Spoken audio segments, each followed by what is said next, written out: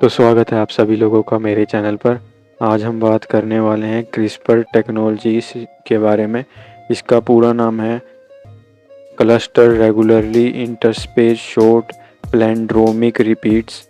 ये genetic editing technology है। इसमें ये ली कहाँ से गई है? ये नेचुरल डिफेंस मैकेनिज़्म है बैक्टीरिया का, जिसको मॉडिफाई करके यूज़ किया जाता है।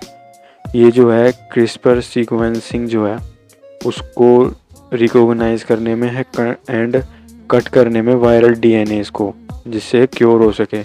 देन ये यूज़ करता है क्रिस्पर Cas9 सिस्टम का इस टेक्नोलॉजी में। देन प्रॉब्लम कौन कौन से सॉल्व करता है ये देख लेते हैं। ये जेनेटिक डिजीज़ लाइक जो जेनेटिक म्यूटेशन है उसको कम करता है, जो इनहेरिटेड डिजीज़ से आते हैं, यानी कि माँ बाप से जो बीमारियाँ पास ऑन होती है उन्हें ये कम कर सकता है या फिर उसका क्योर है।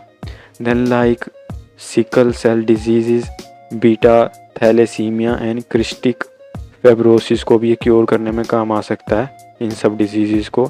देन ये कैंसर ट्रीटमेंट में भी काम आता है, जिसमें ये मॉडिफाई करता है इम्यून टी सेल्स को, जिसे हम इम्यूनोथेरेपी बोलते हैं। इस पर मैंने अपने चैनल पर फुल फ्लेज वीडियो बनाई हुई है mRNA कैंसर ट्रीटमेंट के नाम से। उसमें जो है mRNA से जो है कैंसर ट्रीटमेंट कैसे होता है उसके बारे में बताया गया है। सेम ही प्रोसेस है लगभग।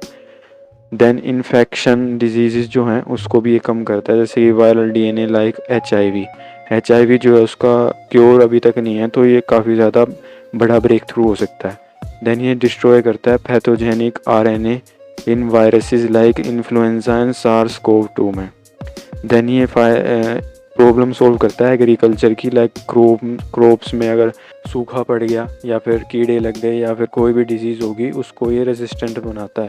देन ये लाइफ स्टॉक जो है उनको भी जो है उनका मीट की क्वालिटी को बढ़ाता है एंड उनमें डिजीज़ जो है कम कर सकता है। देन ये काम कैसे करता है ये जान लेते हैं। ये टारगेट करता है गाइड RNA की मदद से और डायरेक्ट करता है क्रिस्पर सिस्टम को स्पेसिफिक DNA सीक्वेंस को टारगेट करने में।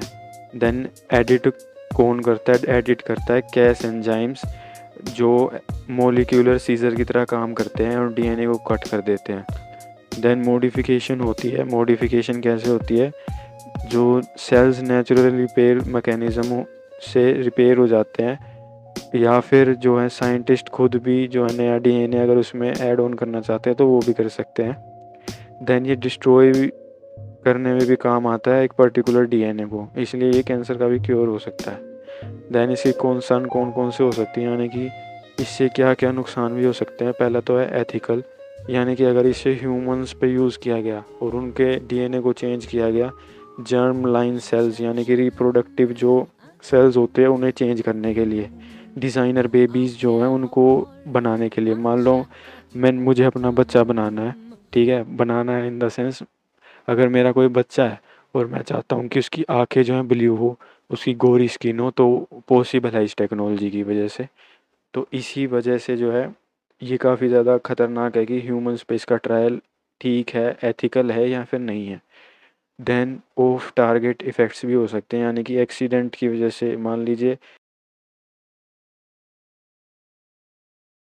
कैस्पर जो टेक्नोलॉजी है वो हर समय परफेक्ट नहीं हो सकती, तो इससे जो है हार्मफुल म्यूटेशन हो सकते हैं किसी न्यूबॉर्न में या फिर एम्ब्रियो में। देन ये लॉन्ग टर्म इफ़ेक्ट हो सकते हैं इसके, जैसे कि जीन एडिटिंग हम किसी ह्यूमन में करते हैं तो हो सकता है कि 10 साल बाद कोई बीमारी हो जाए इस एडिटिंग की वजह से। तो अभी इसका लॉन्ग टर्म जो है वो हमारे पास डेटा भी नहीं है और रिसर्च है चल रही है। ह्यूमन पे रिसर्च कितनी हद तक पॉसिबल है और कितना एथिकल है कंसर्न्स हैं, वो सब देखने के बाद ही इसको यूज़ किया जाएगा। हालांकि डिज़ाइनर बेबीज़ जो हैं वो इससे बनाए जा सकते हैं या फिर और जो एनिमल्स में उसका यूज़ पॉसिबल है और हो भी रहा है।